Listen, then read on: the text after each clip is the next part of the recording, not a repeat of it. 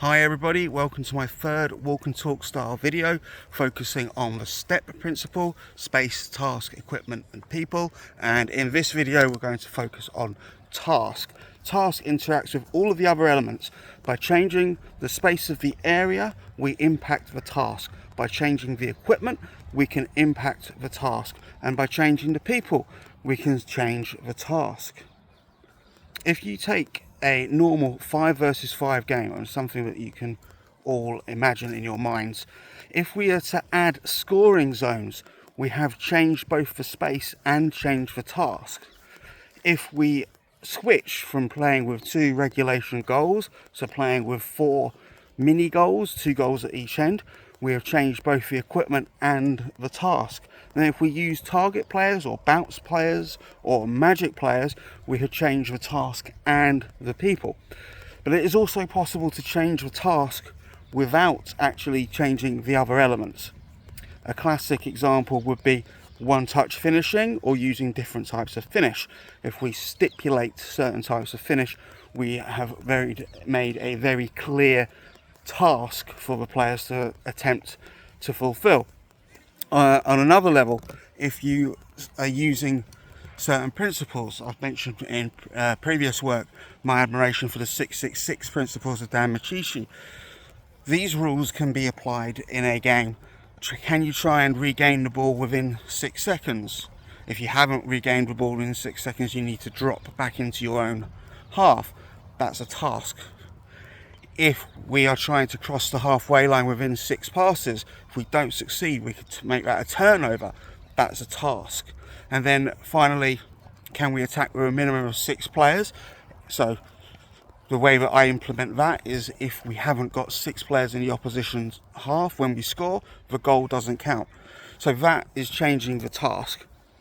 Another common constraint that we will see used all the time is playing 1 and 2 touch, and that brings me to where we need to be careful on our constraints, because we can constrain too much and take away from the players rather than giving the players a challenge to try and achieve.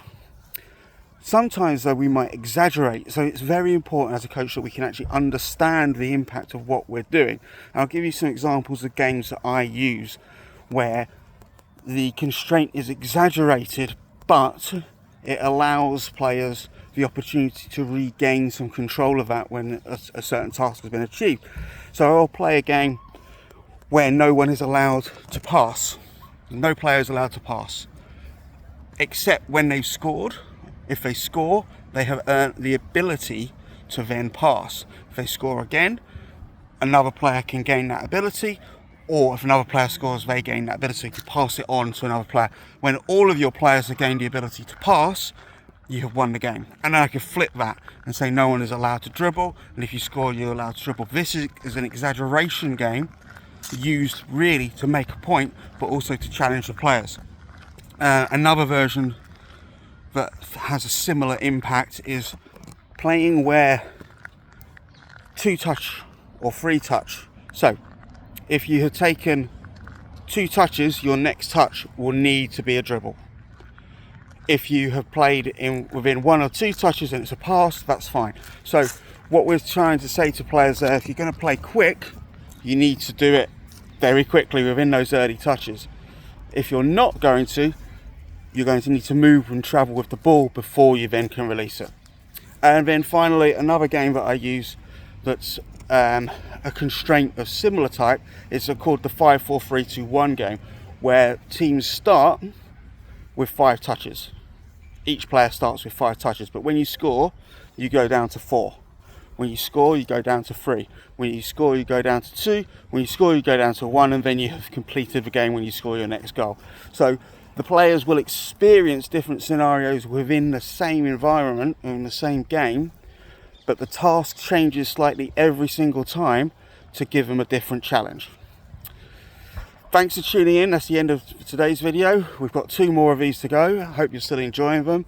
And if you've got any feedback, please comment below. Thank you. Bye.